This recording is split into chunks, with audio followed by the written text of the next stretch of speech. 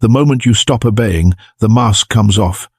You have seen it happen. Someone who smiled at you for years, who called themselves your friend, your family, your partner, suddenly turns cold the instant you refuse to play your assigned role. The warmth vanishes. Something colder takes its place. If a face came to mind just now, this video is about them. Here is what most people never understand. When a weak person loses control over you, they do not simply walk away. They fight to get the leash back, and they follow a pattern so predictable that once you see it, you will never be fooled by it again. There are 7 moves they will make, and the 7th is the one that tells you they have truly lost. Nietzsche named the poison behind all of it more than 100 years ago. He called it ressentiment, the way the powerless turn their weakness into a weapon.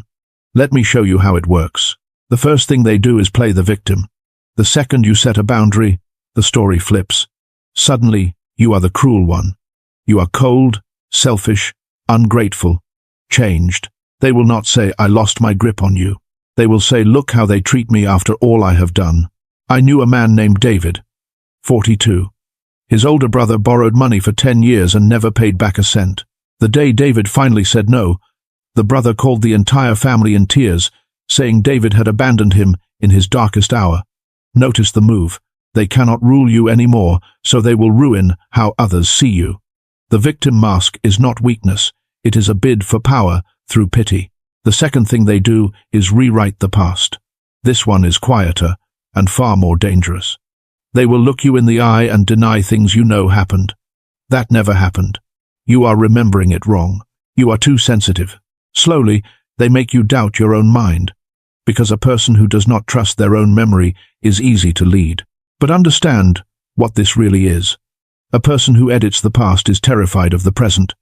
They cannot win an honest account of events, so they attack the record itself. Hold on to what you know. Your memory is not the problem. Their comfort is. The third thing they do is recruit an audience. When they cannot defeat you alone, they gather numbers. They whisper. They spin. They plant a version of the story in every ear that will listen. Long before you even know a war has started, you find out you have enemies you never made. Nietzsche wrote that the individual has always had to struggle to keep from being overwhelmed by the tribe. This is that struggle, live. So ask yourself one honest question. Why does someone who claims you are worthless need an entire army to prove it? People do not build a mob against someone who has no power. They build it against someone they can no longer command. The fourth thing they do is come back sweet. Just when you have steadied yourself, the tone changes again. Now there are apologies, compliments, a gift, a message that says, "I miss the old us. This feels like victory." It is not. It is the hook returning with better bait. The warmth is not an apology. It is a strategy. Real remorse changes behavior over time. This changes only the temperature and only long enough to pull you back within reach. Watch what they do after you soften. That is the truth. The sweetness is the trap, not the resolution. The fifth thing they do is provoke you. If kindness does not work, they will reach for your anger instead. A jab, a cruel joke, a calculated insult, aimed at the exact wound they know you carry. They want you to explode, because the moment you lose control, they get to point at you and say, "See, they are the crazy one. They are the problem." Nietzsche warned that he who fights with monsters should be careful not to become one. This is the trap. They cannot beat the calm version of you, so they try to summon the version that screams. Do not give it to them. Your composure is the one thing they cannot manufacture, and the one thing they cannot stand. The sixth thing they do is punish you with silence. When every loud tactic fails, they go quiet. The cold shoulder, the withdrawn affection, the sudden distance designed to make you ache and wonder, and eventually come crawling back to fix a problem you did not create. It is silence used as a leash, but here is the secret they hope you never learn. Silence is only a punishment if you are still waiting. The moment you stop waiting, their most powerful weapon turns to dust in their hands. What they meant as exile becomes your peace. And that brings us to the seventh thing, the final move. They discard you. One day, they simply act as though you were never important at all. They move on loudly, publicly, as if you meant nothing. And this, strangely, is meant to be the deepest cut of all. But I want you to see it clearly, because this is the whole point. The discard is not your defeat. It is your proof. They are only walking away now because they have finally accepted a truth they fought for months to deny.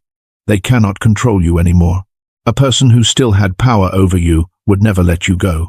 They release what they can no longer hold. So let it happen. Let them go loud. Nietzsche wrote that you must be ready to burn yourself in your own flame, for how could you become new if you had not first become ashes? Their leaving is not the fire that destroys you. It is the fire you walk out of, remade. Hear this and carry it with you. You were never hard to control because you were difficult. You were hard to control because you finally woke up. And a person who has woken up cannot be put back to sleep by someone who profits from their dreaming. The 7 moves are just noise from someone losing a game they used to own. Name them, see them coming, and let each one confirm the same quiet truth. You are free now, and freedom was never something they were willing to give. It was something you took back. If you survived even one of these 7, tell me in the comments which one. Say, I made it through number 3, or number 6, whatever it was, because someone else scrolling by needs to know they are not alone, and they are not crazy. Subscribe if you want more of these hard truths spoken without apology. And next time, we go deeper into the one weapon they fear the most, the art of your silence, and how to wield it.